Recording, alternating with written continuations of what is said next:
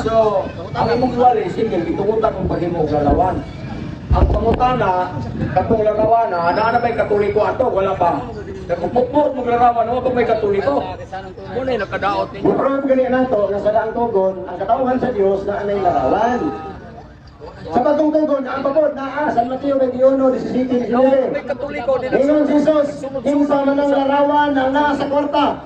Ito ba ang mga tao kang Caesar? Ingon si Kristo, ihatag sa Dios ang iya sa Dios. Ihatag ni Caesar ang iya ni Caesar. Wala mga igsoon. Ang larawan di ay gitugutan ay Kristo di sa kwarta. Atong kwarta, kinsa man ang mga larawan diya, national heroes. Gusto ko nung gamit ang kwarta nga may larawan diya sa mga hero. Hindi makalakpan sa pulis, kaya naging mo kagpike. Oh na, si Kristo ni Uyon ng larawan. Una ka mo, sige mo, supak-supak ka ng larawan. Pero, Ascended Adventist, sa makarang ko, Divine Mercy sa paano? Divine Mercy niya sa ADC. Wala po din. Na, kumutang na sila. Tubagot. Ayun ang tubakot, yung ako yung tanan mo. Siya ba? Katungkutan Kami na may, ayun, nasarambaw na po. Nakinataro na po yung auto.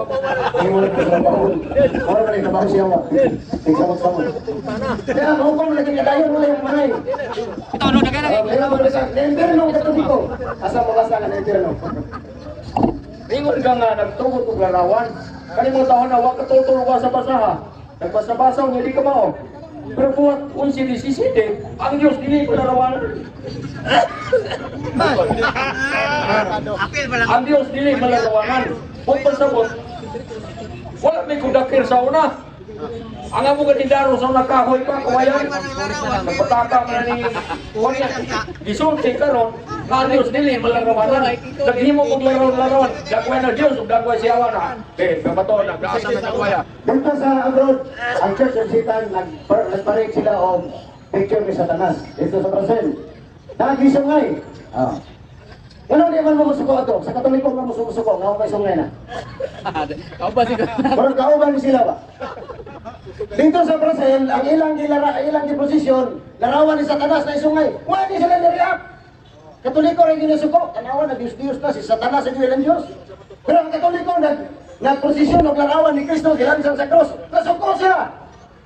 Ano katulad sila nasuko sa larawan sa Ginoo? Sa Satanas di sila nasuko. Warang nadulat ang nakauban ni sila ba?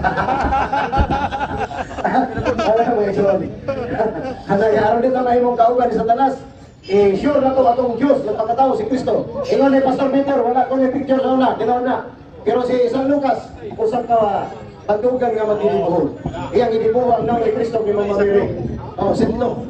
Nagi na, according to tradition na. Pero, layo na siya kaya, di mo ito tradition. Pero, pati yung San Juan na, dagang isulat, idibuhat ang Ginoo mga kasulat, hindi pa ito nila tuungan. Bisa tuhan sa Ginoo, wala, di sila nasibiyat. Kaya ito po litra na kahila. Kung na magkaluloy, ito niya ito may gawin.